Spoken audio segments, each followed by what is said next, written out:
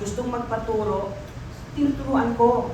Pero pag hindi ako linapitan, I will never, because I respect my director very much. Hanggat hindi niya sinasabi ni direct na tulungan mo, hindi ko yan pakikialaman. Yun naman yung akin. Pero first of all, ina-expect ko sa mga bata, yung magandang umaga, hello po, yun lang naman. Kasi ganyan kami nung araw. Yung senior star na nandyan na nahuli ka ng kaunti, pag dumadaan ka, nakaganito. Excuse me po, lahat kami. Magandang example yan sa kanila. Sana tularan nila kasi hindi baling mahina o marte, wag lang mayabang. I think one of the reasons kasi madali kang nakabalik sa showbiz kasi matagal-tagal ka rin nag-stay sa Taiwan. 10 years. Oo, di ba, nag-asawa ka. Tapos pagbalik mo, nandiyan ka pa rin. Ikaw pa rin si Elizabeth Oropesa na nire-respeto, no? Tinitignan ng ganun kataas, di ba? Kasi hindi ka naging pasaway. Naging mabait ka, di ba? Awa ng Diyos. Thank you, June. Thank you. Oo. Sabi parang sasabihin kay Snooki, hindi naging pasaway. Ay, ayan. Mag-usap kayo. Sinungaling ako. Ito naging pasaway ko, pero she learned her lesson. Okay? Nagbago siya. At sinasabi niya lagi na, talaga naman pinagsisihan niya, di ba? Di ba, Cooks? True talaga. It's not about Hindi ako pwede me, magsinungaling eh. Hindi. Alam mo, susundan ko yung mga sinabi ni Ate Oro, ni Balot, ni Lloyd, yun talaga naman yun, no? You go to the set, prepared, ready, with an open mind, an open heart, and you try to memorize your lines, be as professional as possible, pero higit sa lahat, agree ako kay Ate Oro na dapat yung ugali, yung attitude mo talaga, yung importante na humble ka. Sabi nga ni Ate Oro, di ba, yung hindi na baling, hindi kang magaling umarte ka agad, pero basta hindi lang mayabang. So, ako talaga sa akin, importante yung heart posture, tsaka yung perspective. Siguro, more than anything else, I just want to welcome you guys.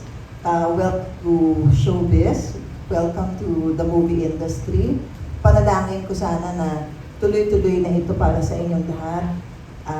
Keep up the good work. Alam ko naman na itong sa inyong ginawang workshop, maganda raw ang performances ninyo. So, good luck and God bless each one of you and we hope to see you soon. Yeah. Pero ikaw, Cooks, willing ka, pwede sila lumapit sa'yo, pwede sila manghingi ng advice to ask. Paalala mo naman ako, di ba? Hindi naman ako, I'm tahimik, intrinsically tahimik ako talaga, pero hindi naman ako snob. I'm easy to approach naman. You can talk to me anytime, guys. Hindi lang ako, sa amin lahat, pwede nyo kami kausapin. We are your titas and titos. Yeah. Thank you, Cooks. At syempre si Miss D, eto ayaw niya na-relate, ha? Tapos darating kayo sa set, hindi kayo marunong sorry. Miss D na po ang hindi. At saka, Hindi ko nga ginawa na akong terror. Pero totoo yun, ayoko nang nililate sa set.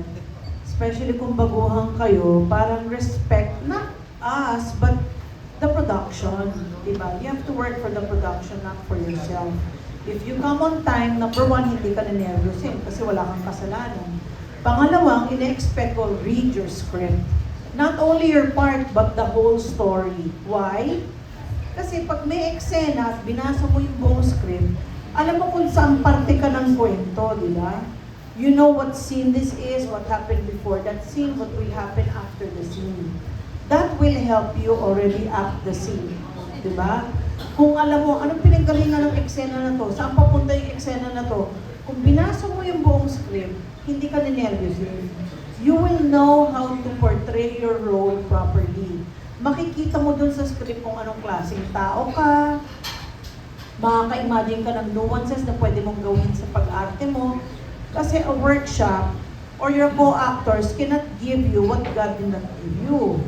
So kung wala kang talent, wala talaga. But since you're here, may talent ka, use it. Read the script, know your lines, and pinaka-ayoko lang yung nagre-rehearse pero nasa telepono. O kaya, direct ano nga linya ko, ang direktor hindi para sabihin sa yung linya mo. Dapat nasa holding area ka pa lang, alam mo na yung lines. Para pagdating sa floor, you know your lines. Hindi yung nasa telepono ka habang nag-rehearse. Ano yun? Nakakainis yun. Sa akin, out of respect for the director, out of respect for your co-actors, read your script, be on time, and focus.